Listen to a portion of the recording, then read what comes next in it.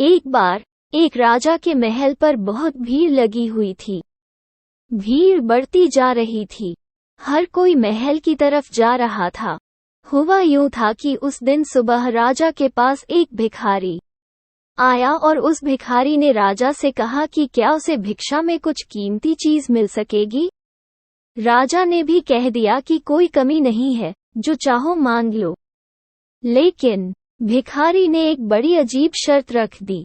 उसने कहा कि वो भिक्षा तभी लेता है जब यह आश्वासन मिल जाए कि उसका भिक्षा पात्र पूरा भर दिया जाएगा। भिक्षु ने ये भी कह दिया कि मैं अधूरा भिक्षा पात्र लेकर नहीं जाऊंगा, अगर यह वचन दोगे तो ही भिक्षा लूंगा। राजा हंसा और उसने कहा, तुमने मुझे क्या समझ रखा है? क्या मैं एक भिखारी का भिक्षा पात्र भी नहीं भर सकूंगा? और राजा ने शर्त मान ली।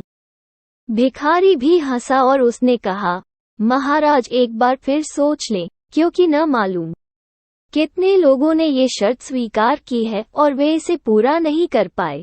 राजा ने मुस्कराते हुए अपने वजीरों को कहा कि जाओ, अनाज के दानों से नहीं बल्कि हीरे मोतियों से इसके भिक्षा पात्र को भर दो।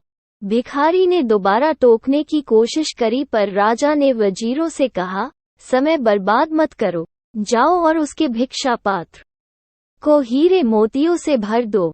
वजीर बहुत से हीरे मोती लेकर आया और उस भिखारी के भिक्षा पात्र में डाल दिए। भिक्षा पात्र में डालते ही वो हीरे मोती कहीं खो गए और भिक्षा पात्र खाली का खाली रहा।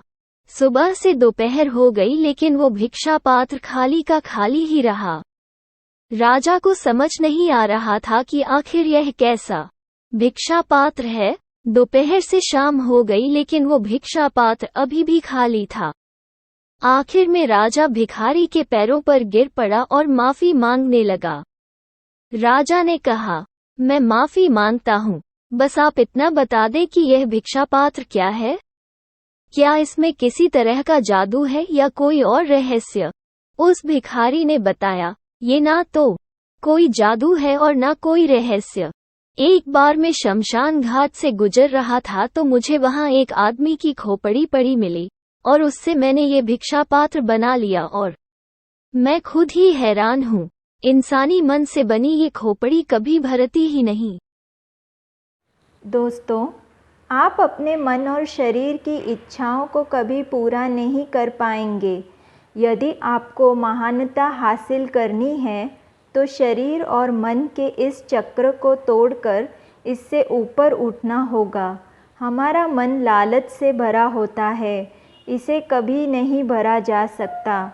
लोग सिर्फ इस भ्रम में जीते हैं कि शायद कल मेरा मन भर जाएगा, लेकिन ईश्वर ने मन को बनाया ही इस तरह है कि उसे भरा नहीं जा सकता। हमारा मन हमें हमेशा किसी न किसी लालच में फंसाए रखता है और हमें हमारा लक्ष्य से दूर करता है। जो लोग अपने मन को कंट्रोल करके लगातार अपनी सफलता के लिए काम करते हैं, वही लोग दुनिया में आगे बढ़ पाते हैं। इसलिए अपने मन को ऐसी चीज़ों से हमेशा दूर रखें जो आपके जीवन में मुसीबत खड़ी कर सकती है। अपने मन को उतने में ही संतुष्ट रखना सीखें जितना आपको मिलता है। ज़रूरत से ज़्यादा चीज़ें की चाहत रखना अक्सर हमारे दुखों का कारण बनती है।